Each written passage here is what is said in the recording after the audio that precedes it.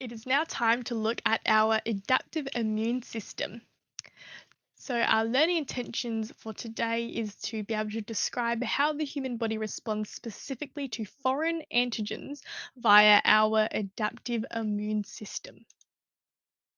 So, we've learned about our first line of defense, which was the physical barriers, our second line, which was the general response part of our innate immune system, and now we're up to the third line of defense. So, this is our adaptive or acquired immune system.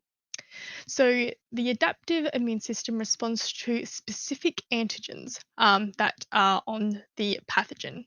They are highly selective and they can detect differences between different pathogens, right? Because each pathogen does, in fact, need a different response. They have memory, so in case something happens again, they will be able to react a bit quicker in secondary or repeated infections. So this does mean that the second exposure to the same antigen does mean that the response should and hopefully be quicker and faster. So before we get into further detail about our acquired immune system, we're going to look at the different organs of our immune system, which you may remember from when we first started looking at our human immune system. So we've got our lymphatic system. So this is a network of tiny vessels that are close to blood capillaries, and they contain lymph nodes that have white blood cells of the innate and adaptive immune systems. There is a close link between our lymphatic system and the immune system. So we can see here we've got a bit of a diagram. So the bone marrow here, this is known as a primary, um, I guess, lymphatic system or primary lymph organ. And this is where we create our white blood cells. This is where our B and T cells first start being formed and created. In the thymus, which is like I said in front of the heart, this is actually where our T cells start to mature and become T cells, like a little school for them. And in our lymph nodes, this is where our T and B cells reside, as well as some other white blood cells. And this is where the B cells mature and become B cells. So, lymph is a clear fluid that contains our lymphocytes. So, that's just another word for white blood cells, and macrophages for defense against our pathogens. So, our lymphatic system moves through the contraction of skeletal muscles. So, unlike our blood or circulatory system, which moves through the pumping of our heart, the lymph system actually moves around due to the movement of our bodies. So, some people like to say that those who move around and do have movement are healthier.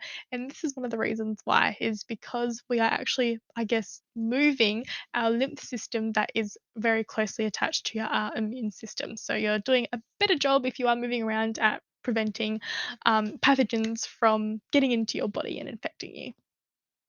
So you can see here the lymph nodes, they dot some different parts of our immune system.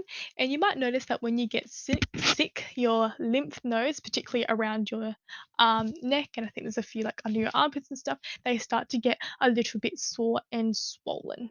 Right, because this is also where our pathogens become trapped, so they allow our white blood cells to be more active and destroy these.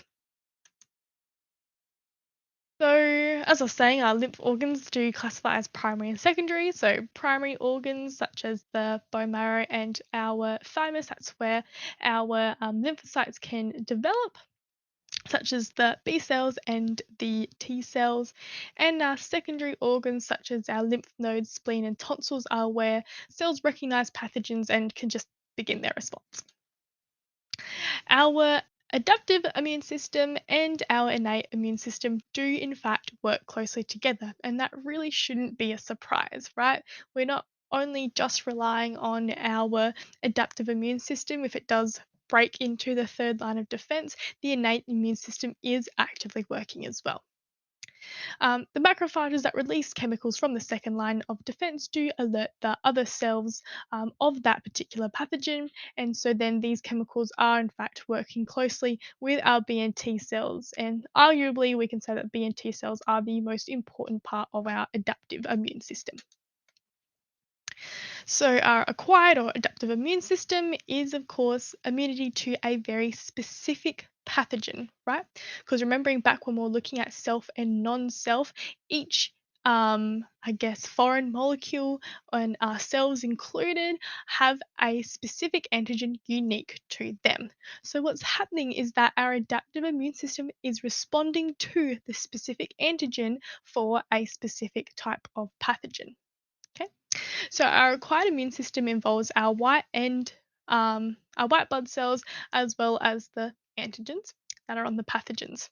So I've mentioned before the two main types of white blood cells we are caring about here are the T cells that mature in the thymus and the B cells that mature in the bone marrow as well as the lymph nodes.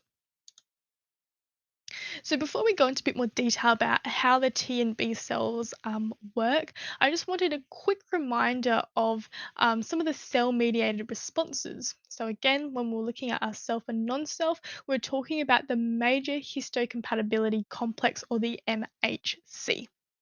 So in this case here, we have a phagocyte, and this phagocyte is in fact part of the immune system, and it's part of our innate immune system.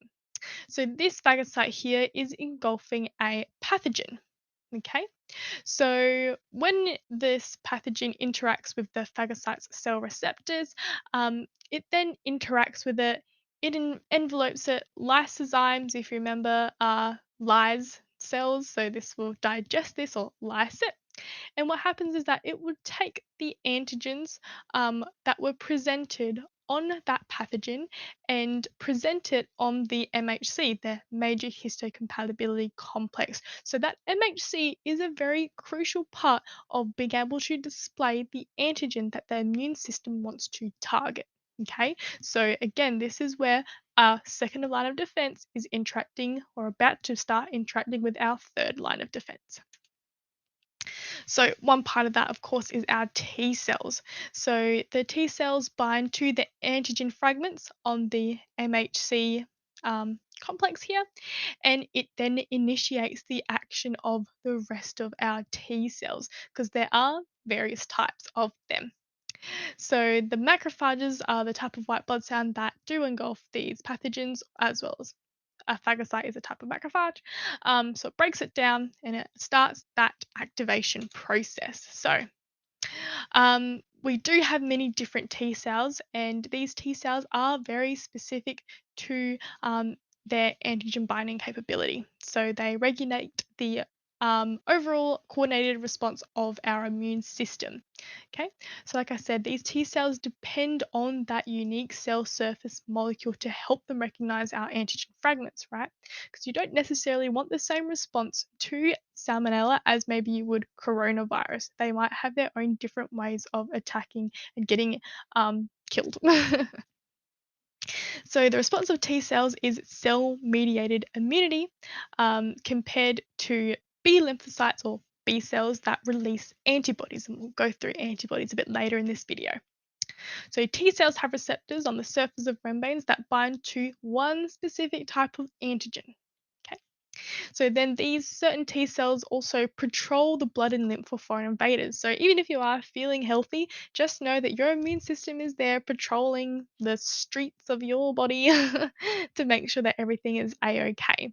And of course, they will seek, destroy, and attack anything that they recognize as not being their own. So the three types of T cells we are going to look into are killer T cells, helper T cells, and memory T cells. So helper T cells become active and increase in number. And this would be in terms of the types of T cells that respond to the specific antigen type.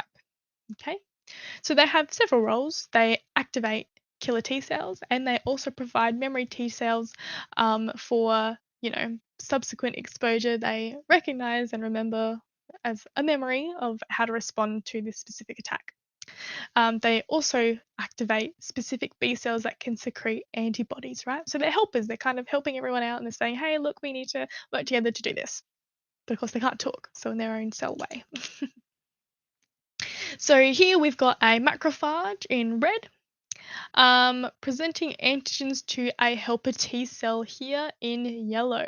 So probably doesn't look quite like what the diagrams show. It's pretty much like looking like it's engulfing it really. And we can see here that they are literally sharing information with one another. So this is now going to begin stimulating other cells of the immune system to get involved in destroying the pathogen that that macrophage has engulfed and knows that there must be more of. So we've now got our killer T cells that have been activated by our helper T cells, and they are known as cytotoxic T cells. So they identify infected cells, they do attach to them, and they'll secrete chemicals to destroy, right? Says it in the name, they are killer. And then the last one for our T cells are memory T cells. So they have specific surface receptors that increase in number as a result of initial infection, right? So that receptor is specific to the antigen from that particular pathogen. So they increase in number so that they're kind of chilling in the system so then they know, okay, yep, this is what it is, what needs to get attacked. So, of course, for when there is another exposure, because they're already in the system, they recognize it, they remember it, so then they know how to attack it like last time. Moving on to our B cells, these guys like to produce antibodies.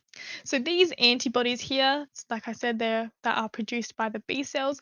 They bind to the antigen. So that's these little black triangles here on our pathogen. They bind to it and they neutralize it. So they're kind of trying to stop the pathogen from infecting and binding to more of our cells and infecting us further. So again, these antibodies, like the T cells, are circulating in the blood and lymph system and attaching to anything that's foreign and marking them for destruction, right? So they say, hey, this is what needs to get destroyed. Now you'll see it goes between B lymphocytes and B cells. Again, remember lymphocytes are the same thing as a white blood cell. So they just changes between the two of them. So B lymphocytes do have adaptive immune system memory. So like I said, same with all of these, they will have specific antibodies that will attract to a specific antigen, right? They're complementary to each other. Um, what happens is that they divide and they're able to create more of them so that again, if there is second exposure, they've got memory cells there to help destroy. So here's a bit of another diagram to have a look at. So might put into a bit of perspective as to where these antibodies are. So we've got our antigen here. It's binding to the receptor of our B lymphocyte because we can see here you've got the little triangle shaped one. So it's only going to bind to this one here.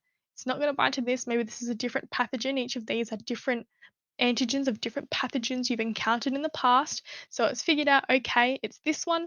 We are now going to divide and create more of this shape here that will bind to this antigen so that again we've got some memory ones for later down the track if we get reinfected and the active plasma cells, so the other ones that are then going to secrete the antibodies to then deal with the ones that are infecting it now. So there are different stages in our immune response. So the first one being that antigen detection, so the macrophages, the phagocytes, so doing that MHC representation of the antigen. Then from there, we've got the activation of the helper T cells. Then we've got the antibody production by plasma B cells. Okay, so each stage is directed by a specific cell type. And here's a bit of a diagram here, maybe to help you out visualize this a little bit. So there's the macrophage infecting, eating the infected cell. It's then displaying those antigens for the memory T cells to connect to, as well as the helper T cells too. And then what's happening here is these cytokines, I haven't mentioned them before, but they're pretty much proteins that signal and help mediate the cell response. So they are proteins released by different immune cells to try and help negotiate and formulate a plan against what's happening with our pathogens. Mitosis, this means that these T cells are now producing a lot of them, for memory in the future and to also help um, activate our killer T cells that are the ones that will actually go and lyse these infected cells. And then the cell's dead. So here are a few key parts here. So in a bit more detail now altogether, remember, first step is that antigen detection. So the phagocyte is presenting the pathogen's antigens on its surface. Next, the helper T cells coming along and binding to that antigen so it knows what type of antigen is being presented. Then we've got our phagocytes that will send this chemical signal. So those, oh my god, for the cytokines, sending the cytokine signals to then get the helper T cells to send a growth signal to our killer T cell. And then we've got everything here happening. We've got now our cytotoxic T cell will then join in with the antigens on that pathogenic cell, right? Because now um, what's it called again? Antigen here is now able to bind with the antigen here. So then it's able to put in those chemicals that will burst the cell. And then we're making sure that we have enough T cells for us to help with the in the future for reinfection. So of course we've got there now these antigens specific for the pathogen and their antigens. And of course, with our B cells, so of course, our activated T cells can also activate the B cells. Remember, that's our helper T cells that do that. So then the B cells are going to start to divide. They're forming plasma B cells and memory B cells that will help neutralize the antigens to stop them from infecting other cells.